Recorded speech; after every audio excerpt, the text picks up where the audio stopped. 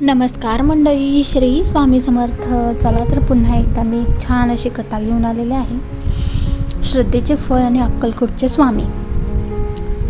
अक्कलकोटच्या वडाच्या झाडाकडे एक तेजपुंज मूर्ती बसलेली असे. ती मूर्ती म्हणजे साक्षात परब्रह्म श्री स्वामी समर्थ. एके दिवशी काय झालं, एक गरीब शेतकरी स्वामींच्या दर्शनाला आला. त्याचे नाव होते विठोबा. विठोबाच्या मनात एकच खंत होती. त्याचे शेत कोरडे पडले होते आणि घरात अन्नाचा कणही नव्हता. त्याने स्वामींच्या चरणांवर डोके ठेवले आणि डोळ्यात पाणी आणून म्हणाला, स्वामी, आता तुम्हीच माझा आधार आहात. माझं नशीबच फुटकं आहे. स्वामींनी त्याच्याकडे पाहिले. त्यांच्या नजरेत करुणा होती, पण शब्दात जरब. स्वामी गरजले, अरे वेड्या, नशीब कोणाचंही फुटकं नसतं. कष्ट कर आणि माझ्यावर श्रद्धा ठेव. जा तुझ्या शेतात जाऊन पुन्हा नांगरणी कर. विठोबाला कळेना, पाऊस नाही, पाणी नाही, मग नांगरणी करून काय फायदा. पण स्वामींचे शब्द म्हणजे काळजावरची रेख.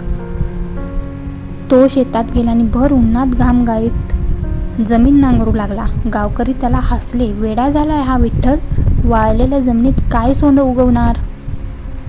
पण विठोबाच्या स्वामींवर पूर्ण विश्वास होता.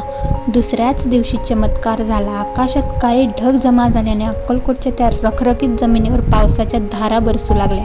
बघता बघता विठोबाचे शेत पाण्याने तुडुंब भरले. काही दिवसातच ते हिरवेगार पीक डोलू लागले. विठोबा आनंदाने धावत स्वामींकडे गेला आणि म्हणाला, स्वामी, तुमच्या कृपेने माझं शेत वाचलं. स्वामी हसले आणि शांतपणे म्हणाले, विठ्ठला, कृपा माझी नाही तर तुझ्या श्रद्धेची आहे. जो कष्ट करायला घाबरत नाही आणि ज्याचा देवावर अतूट विश्वास असतो त्याच्यासाठी निसर्गही आपले नियम बदलतो. तर कथेचे आपल्याला काय, या कथेतून आपल्याला बोध घ्यायचा आहे की कष्ट आणि श्रद्धा या एकाच नाण्याच्या दोन बाजू आहेत. जेव्हा आपण प्रामाणिकपणे प्रयत्न करतो तेव्हा नियती आणि गुरुदेव आपल्या पाठीशी खंबीरपणे उभ्या राहतात. म्हणून स्वामी नेहमी म्हणतात, भिवू नकोस, मी तुझ्या पाठीशी आहे.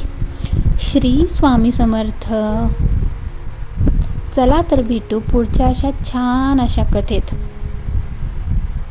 श्री स्वामी समर्थ.